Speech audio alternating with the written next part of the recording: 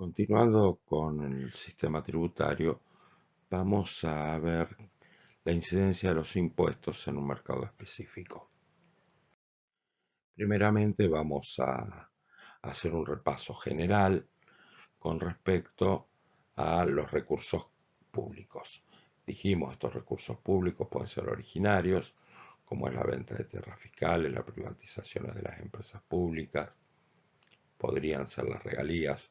Está en discusión si las regalías son originarias o no, pero bueno, vamos a tomarlos como originarios porque son todos, eh, habíamos hablado que los recursos originarios son los que ya provienen del sector público y se hacen líquido para poder atender las diferentes políticas de Estado, y luego los derivados. Estos recursos derivados vienen del poder de imperio del Estado, eh, y dentro de los derivados, aquellos que justamente provienen por el poder de imperio del Estado son los que no son voluntarios. En esta filmina nos estaría faltando los que son voluntarios, que vienen, que son producto de la deuda pública, que también va a provenir del sector privado. Decimos que son derivados porque provienen del sector privado para financiar al sector público. Estos derivados que provienen del poder de imperio del Estado, es decir, no son voluntarios, son los recursos tributarios, que teníamos una distinción entre impuestos, tasas y contribuciones. Nosotros ya hicimos esta distinción, y dentro de los impuestos vamos a hacer una clasificación, que son impuestos que pueden ser al consumo, a la renta o patrimoniales, que también hablamos en anterior entrega al respecto. Y dentro de los impuestos al consumo tenemos los que son generales o los que son específicos. Generales pueden ser monofásicos o multifásicos. Monofásicos es que graban una sola etapa del proceso productivo, y los multifásicos son los que graban todas las etapas del proceso productivo. Y luego tenemos los específicos, que son los que graban un determinado bien. Dentro de estos específicos, que son los que vamos a desarrollar en esta entrega, tendríamos que hacer una división entre dos grandes grupos. Aquellos que solamente van a operar dentro de la comercialización en el mercado interno sin ningún tipo de intervención de comercio internacional o del comercio exterior, y aquellos que sí van a tener comercialización en el mercado interno, pero también en el comercio exterior. Y vamos a ver cuáles son las diferencias de unos y de otros, y cuál es el impacto de uno y de otro. Y bueno, en esta filmina, por último, tenemos dentro de los recursos derivados también aquellos que son no tributarios, que tienen que ver con las multas y el uso del crédito público. El uso del crédito público no solamente es no tributario, sino, como ya dijimos anteriormente, es voluntario, a diferencia de el resto de los aquí mostrados. Entonces, cuando nosotros hablamos de un impuesto a un bien específico, y en este caso es un bien que solamente se va a comercializar internamente y no hay comercio internacional, o sea, este bien no hay competencia de bienes importados, y a su vez es un bien que no se va a exportar, o sea, simplemente se produce internamente y se comercializa internamente y nada más. En este caso, nosotros estamos viendo un impuesto a la producción. Si es un impuesto a la producción, nosotros tenemos una oferta y una demanda. El costo del impuesto estaría en la oferta, es decir, la oferta se contrae, como vemos a la línea punteada. U es la magnitud del impuesto en la cual se contrae, esta contracción estaría mostrando el aumento del costo de producir. Este aumento del costo de producir proviene justamente porque además de los insumos, ahora en la producción se debe pagar impuestos y vemos que hay una traslación entonces de la oferta hacia la izquierda. Nosotros sin impuestos teníamos un precio de equilibrio que es P sub 0 y una cantidad de equilibrio que es Q sub 0. Ahora bien, cuando nosotros contraemos la oferta, el nuevo precio de equilibrio va a estar en P sub 1, mientras que las cantidades que se van a comercializar van a ser Q sub 1, es decir, hay una contracción de la oferta que provoca un aumento en el precio y una disminución en la cantidad. Ahora bien, ¿quién soporta este impuesto? Existe la posibilidad de trasladar y lo vemos aquí claramente que hay un traslado. Es decir, si nosotros miramos qué es lo que sucedió a partir de haber colocado el impuesto, hubo un incremento de P sub 0 a P sub 1 en el precio del bien.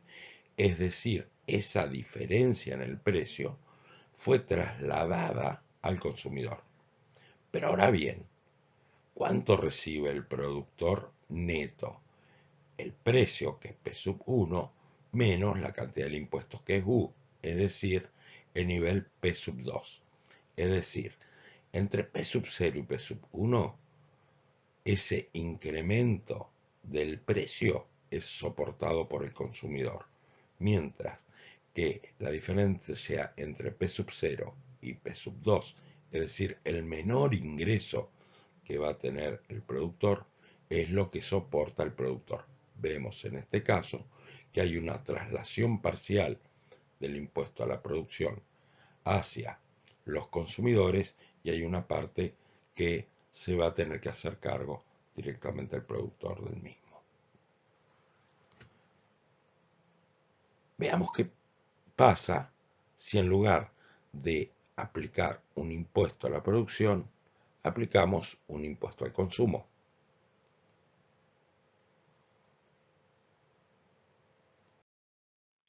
Al aplicar un impuesto al consumo, nosotros lo que estamos haciendo es una contracción de la demanda.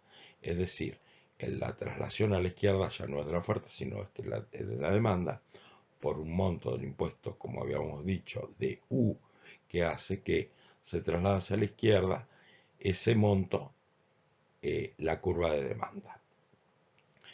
En la situación antes del impuesto, nuevamente como lo vimos anteriormente, el precio de equilibrio era P sub 0 y la cantidad de equilibrio era Q sub 0. Bien, ahora una vez que se aplicó el impuesto, el precio va a ser P sub 1, que es donde el precio que va a tener que pagar justamente el consumidor. Mientras que el precio que va a recibir el productor es P sub 2.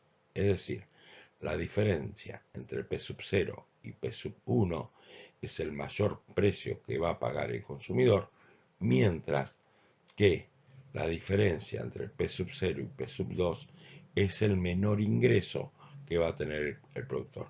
Es decir, acá el consumidor, que en este caso es el sujeto pasivo del impuesto, porque es un impuesto sobre el consumo de un bien y no sobre la producción, como lo vimos anteriormente, va a trasladarle a los productores una parte de ese impuesto.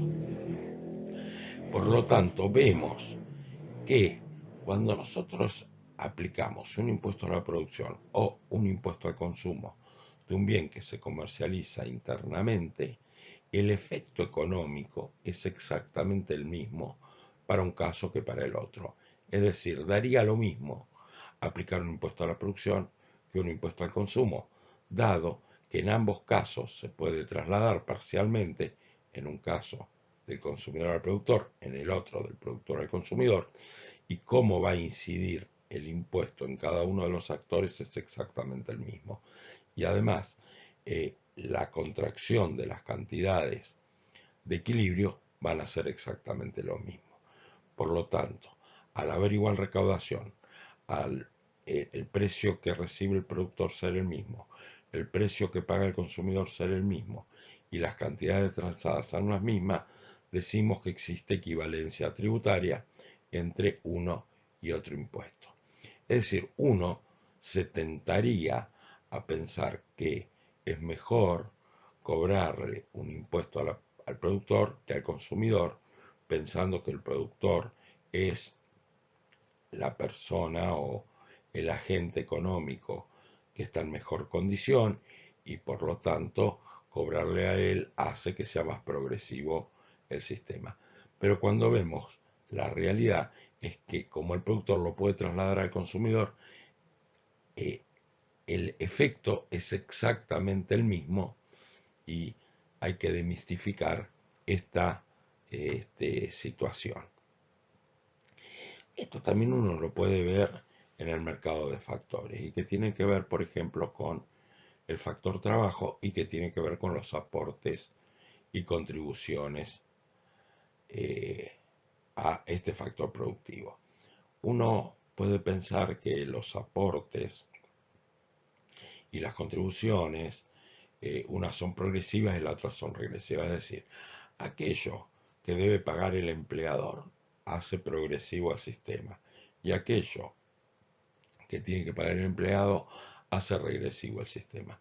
Pero sin embargo, acá quedaría demostrado que hay equivalencia tributaria, es decir, podríamos cobrarle al empleador o al trabajador y el efecto sería el mismo. ¿Y por qué el efecto sería el mismo?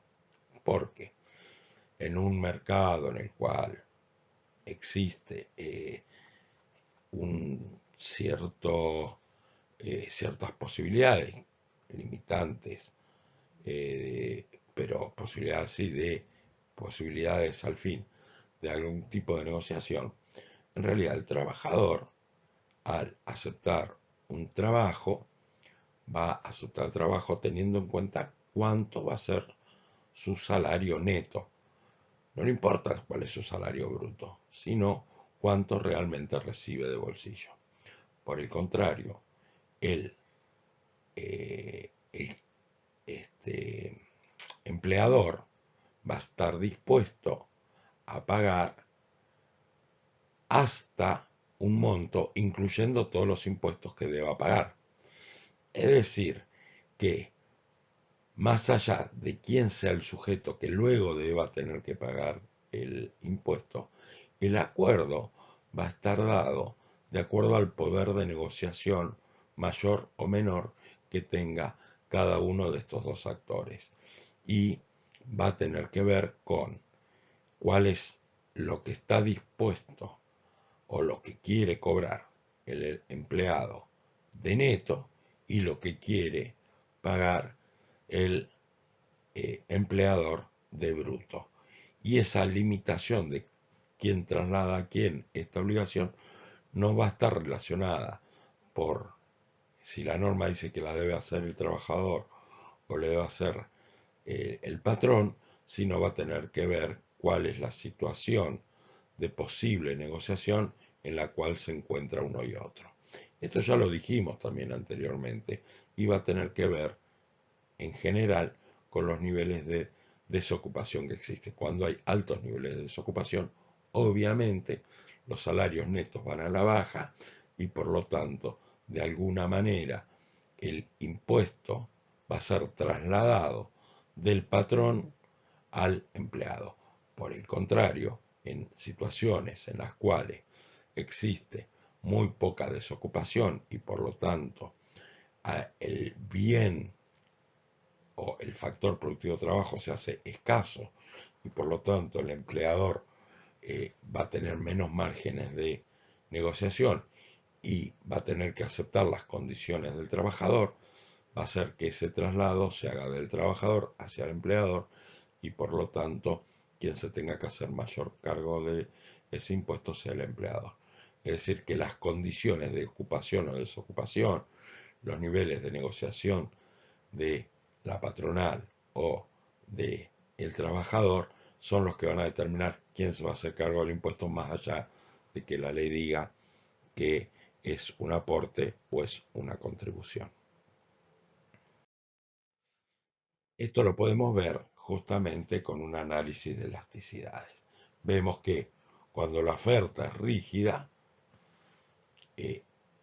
no importa, al haber una oferta rígida, es decir, hay una cantidad, esa cantidad no se va a mover, y por lo tanto, si nosotros vemos ahí que el productor, al tener una oferta rígida, no tiene posibilidad de negociación, y por lo tanto, quien se va a tener que hacer cargo del impuesto o del tributo va a ser directamente, ante una oferta rígida, el productor. Si lo que es rígida es la demanda, obviamente todo el traslado va a ser al consumidor. A ver, cuando nosotros tenemos una oferta rígida, por ejemplo, un producto que sea que fácil y rápidamente pueda entrar en descomposición. En ese caso hay una cantidad, esta cantidad es rígida y rápidamente el productor debe sacársela encima y por lo tanto tiene bajo margen de negociación. Si hay algún tipo de tributo, lo que sea, que puede llegar a impactar sobre él, rápidamente se va a tener que hacer cargo y le da cierto poder a los demandantes. En el caso de la demanda rígida podría ser un medicamento, digamos que uno no tiene elección de justamente a ver si lo compra o no lo compra. Eh, digamos, medicamentos con cierta complejidad. Por ejemplo, puede ser la insulina para un insulino dependiente. Un insulino dependiente no puede elegir si compra o no el bien. Por lo tanto, es muy rígida su demanda. Tampoco va a comprar más insulina de la que necesita, sino hay una cantidad que es la que tiene que comprar. En estos casos, donde la demanda es totalmente rígida, el traslado de cualquier impuesto va a ser directamente a los consumidores. Obviamente, en la medida que se va haciendo más elástica o menos rígida la oferta o la demanda, la posibilidad de traslado se empieza a hacer mayor. Es decir, cuando nosotros tenemos una oferta perfectamente elástica, le va a estar trasladando todo el peso del impuesto el productor a los consumidores, y si lo que es perfectamente elástica es la demanda, va a haber un traslado total de los consumidores a los productores. Es decir, no quién va a tener que soportar los impuestos en bienes específicos sin la influencia de comercio internacional van a ser productores o consumidores, dependiendo de la elasticidad que tiene la oferta y la demanda, y no de a quién se le está aplicando el impuesto. Es decir, en síntesis, la traslación a los consumidores va a ser mayor cuando menor sea su elasticidad, o sea, la de la demanda, o cuando mayor sea la elasticidad de la oferta. Y por el contrario, la traslación a los consumidores va a ser menor cuando mayor sea la elasticidad de la demanda o menor sea la elasticidad de la oferta. Ahora bien, cuando hay comercio internacional, comercio exterior, es decir, hay agentes importadores o exportadores, es decir, se pueden colocar en el mundo nuestros bienes, el análisis es totalmente diferente. Y ahí sí existe, digamos, algo que se llama la ley de precio único, que es lo que está determinado por el comercio internacional, y por lo tanto el análisis que hicimos anteriormente va a cambiar. Eh, es decir, lo que va a soportar tanto consumidor como productor, dependiendo si es exportador o importador, va a ser la ley de precio 1, que es el precio internacional. No vamos a realizar el análisis de qué es lo que pasa con un impuesto a la producción o un impuesto al consumo, sino vamos a hacer un análisis que es mucho más interesante y que tiene que ver con algo que más relacionado con debates que han tenido muchísimo y siguen teniendo muchísimo impacto en la sociedad, que son las retenciones y los aranceles, retenciones a las exportaciones y los aranceles a las importaciones. Veamos cómo funciona una retención. Como dijimos, si un bien es exportable, lo que va a prevalecer no es el precio interno, que vendría a ser aquel precio que está dado por la intersección entre la oferta y la demanda, sino va a estar dado por el precio P, que es el precio internacional. El precio internacional es el que está dado justamente por el mercado internacional y es el precio al cual el productor puede exportar sus bienes. Es decir, el mercado internacional está dispuesto a pagar ese precio. Si el mercado internacional está dispuesto a pagar ese precio, el productor local no va a tener incentivos a vender internamente. ¿Por qué? Porque internamente el precio de la oferta y la demanda estaría por debajo. Es decir, la única manera que va a vender internamente es si un agente interno está dispuesto a pagar el mismo precio internacional. Por eso se llama ley del precio único. El único precio posible de transacción de un bien que tiene característica de ser exportable es el precio internacional. Es decir, que va a haber un precio que va a estar dado por el mercado internacional, no tiene que ver con los costos de producción como estaría determinado por la oferta, sino por cuál es la condición internacional de ese bien y lo que está dispuesto agentes externos a cobrar.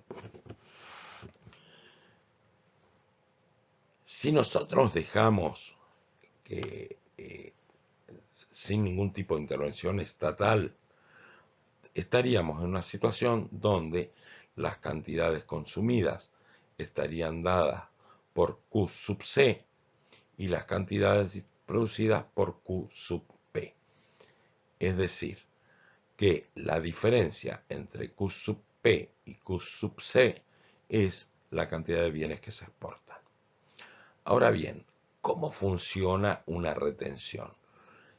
Funciona haciendo una detracción del precio que puede recibir en forma plena, sin intervención estatal, de estos bienes exportables. Es decir, si se le aplica un impuesto que está dado por 1 menos T en este gráfico, hace que el precio que reciba del bien cuando lo exporta ya no sea P, sino sea P', que es P menos el impuesto o la retención que tiene que pagar el productor.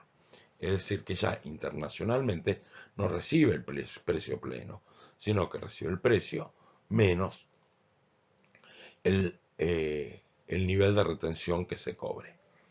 Es decir, también internamente baja el precio.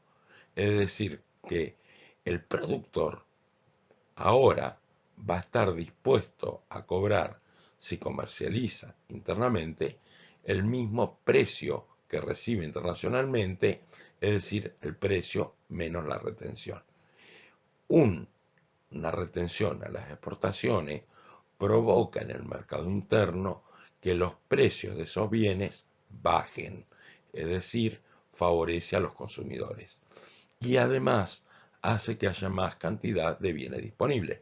Veamos que una vez que se aplicó este impuesto, las cantidades producidas, que ahora son Q'P, son menores, las cantidades consumidas, que ahora son Q'C, son mayores, el saldo exportable es menor, es decir, que en este caso se ha favorecido a los consumidores y se ha de alguna manera perjudicado a los productores. En el caso de los aranceles pasa al revés. Un importador va a importar un bien a el precio internacional. A ese precio internacional, si no se cobran ningún tipo de impuesto, hace que las cantidades producidas a ese precio, que es el precio que viene del exterior, sean Q sub P, pero a ese precio las cantidades consumidas sean Q sub C, mientras que la diferencia entre Q sub C y Q sub P es el saldo importable. Al aplicar un arancel, este arancel hace que aumente el precio del bien importado y hace que las cantidades producidas internamente a ese precio sean más convenientes para los productores locales, por lo tanto hace un aumento en la producción a Q'P, mientras que el haber aumentado el precio del bien importado hace que los consumidores consuman menos y caiga a Q''C. Es decir, en este caso, un arancel a los importadores, a las importaciones, es algo que favorece a la producción local, pero estaría perjudicando a los consumidores locales. Es decir, si queremos que haya mayor cantidad de empleo, uno debería pensar de que quizás no sea mala idea que aumenten los aranceles a las importaciones para generar que haya mayor producción local. Se puede encarecer un bien, pero esto va a generar también mayores puestos de trabajo. Si no, lo que estamos haciendo es, a partir del consumo de bienes importados, pagando los salarios de agentes de la fuerza de trabajo de otros sectores del mundo.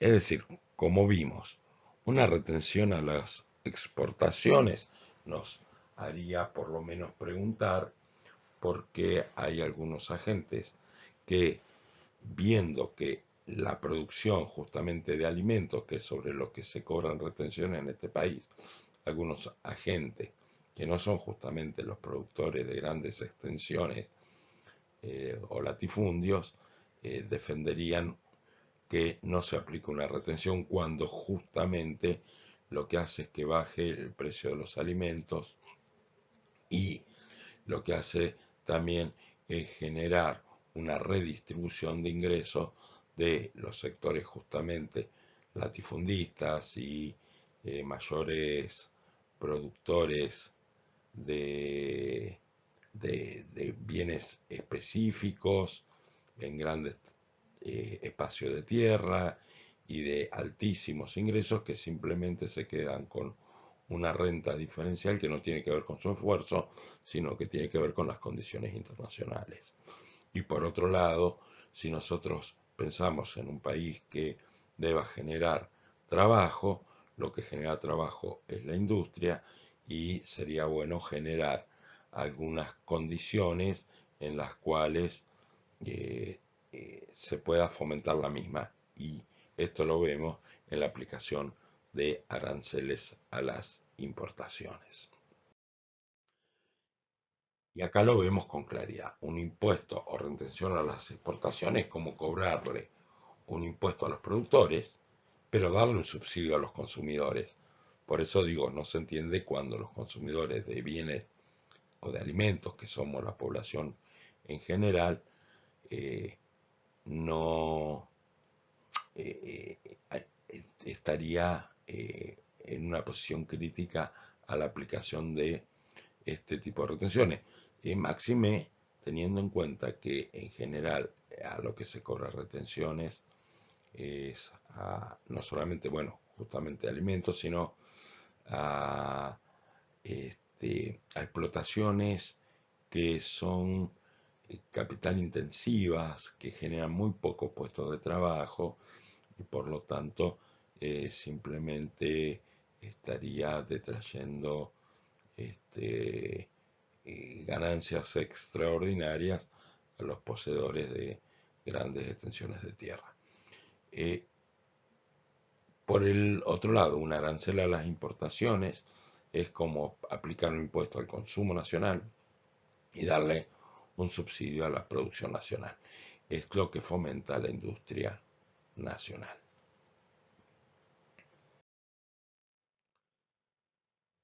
Volviendo al primer caso, a los dos primeros casos en los cuales nosotros veíamos la aplicación de un impuesto específico a un bien, y en este caso que no tiene ningún tipo de influencia por parte del comercio internacional, es decir, un bien que se produce y se comercializa solo internamente, es interesante ver cuál es el rendimiento de los impuestos. Es decir, uno puede ir aplicándole un impuesto a la producción o al consumo, cualquiera de los dos dijimos que eran equivalentes, pero no se puede ir aplicando una alicuota y subiendo la alicuota en forma permanente, porque llega un momento en el cual no solamente no se va a aumentar la recaudación, sino que empieza a disminuir.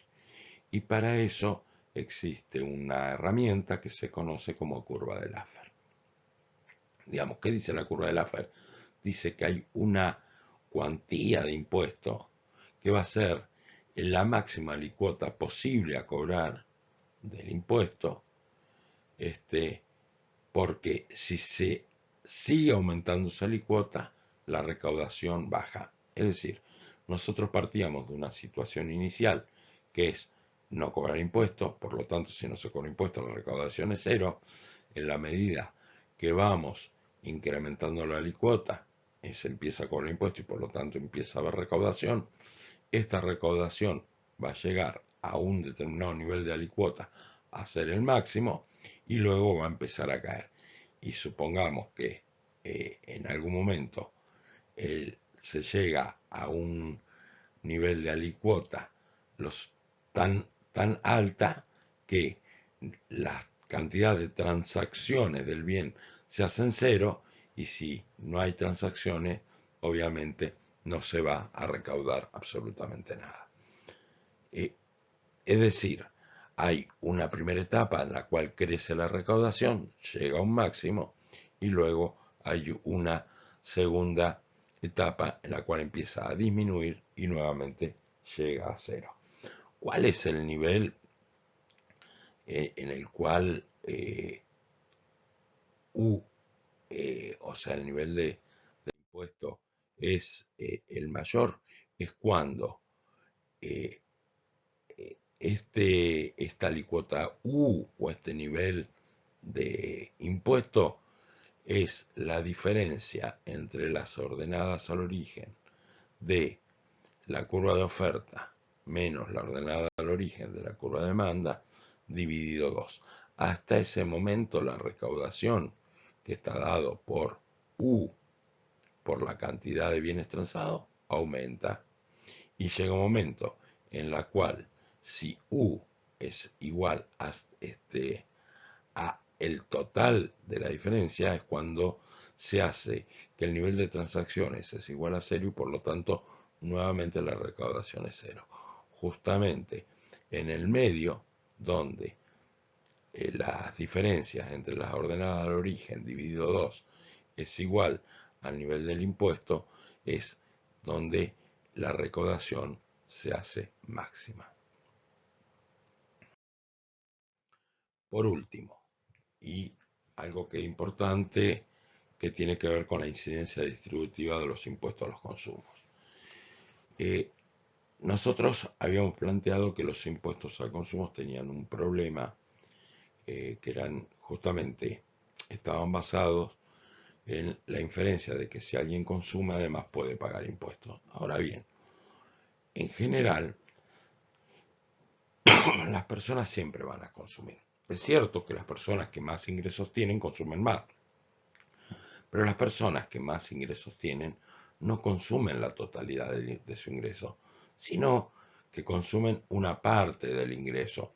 O, a su vez, si uno piensa en un bien específico donde se ve con mayor claridad, no hay una proporción del bien específico que, que sea, que sea totalmente ligada al nivel de ingreso. Un ejemplo que podemos ver acá es si cobramos un impuesto a la leche. Acá vemos dos personas, una persona que tiene un ingreso de 5.000 pesos y una persona que tiene un ingreso de 1.000 pesos. Obviamente esto está totalmente desactualizado y sirve solo a modo de ejemplo. Y vemos entonces que el ingreso total de esta sociedad de dos personas es de 6.000 pesos. Ahora bien, la persona que menos ingresos tiene consume 30 litros de leche, 1 litro por día. Las personas que más ingresos tiene no consume 6 litros por día o 5 litros por día, sino consume el doble, 2 litros por día, porque no necesita más, porque ya es suficiente con 2 litros por día. Es decir, la que tiene un ingreso de 5.000 va a consumir 60 litros y la que tiene un ingreso de 1.000 va a consumir 30 litros. Como hay un impuesto que es 1 peso por litro dentro del valor de la leche, el que consumió 60 litros va a pagar 60 pesos de impuestos, mientras que el que consumió 30 litros pagará 30 pesos de impuestos. Vemos que ambos pagan 1 peso por litro consumido. Es decir, el total que va a recaudar el fisco va a ser 90 pesos. Pero, ¿qué significa para el que tiene 5.000 pesos esos 60 pesos que pagó? Si bien paga más cantidad en términos absolutos que el que menos ingresos tiene, en términos relativos está pagando mucho menos. ¿Por qué? Porque significa que pagó el 1,20 de su ingreso, es decir, 60 pesos es el 1,2% de 5.000. Mientras que la persona que, si bien en monto absoluto pagó menos, que es la que menos ingresos tienen, esos 30 pesos que pagó significan el 3%, o sea, más del doble, más en términos relativos que el que más ingresos tiene.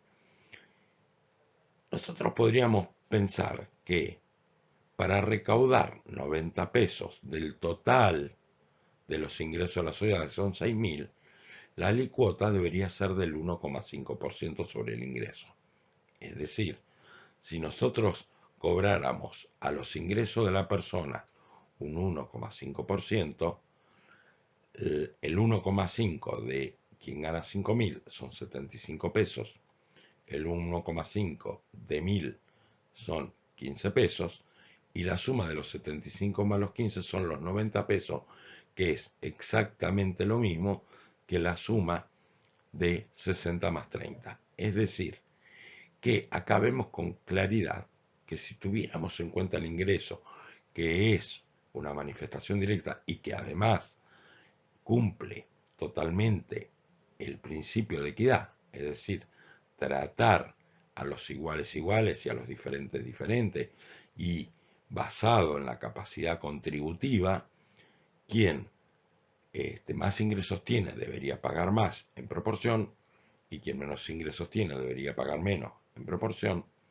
Vemos que estos impuestos al consumo, y no solamente de un bien específico, también sucede con los impuestos generales al consumo, hacen que sea regresivo, es decir, hay una transferencia de ingresos de los que menos tienen a los que más tienen. En este caso se ve claramente que si que quien menos tiene está pagando 15 pesos de impuestos más y quien más ingresos tiene está pagando 15 pesos de impuestos menos. Es decir, hubo una transferencia de ingresos de los menos pudientes a los más pudientes. ¿Cómo se hubiera resuelto esto? Se resolvería si en lugar de aplicar un impuesto a la leche, se cobraría un mayor impuesto a los ingresos. Y ya veremos más adelante por qué los impuestos a los ingresos son, sobre todo los impuestos a los ingresos de las personas, son los mejores impuestos, aunque muchas veces sean criticados.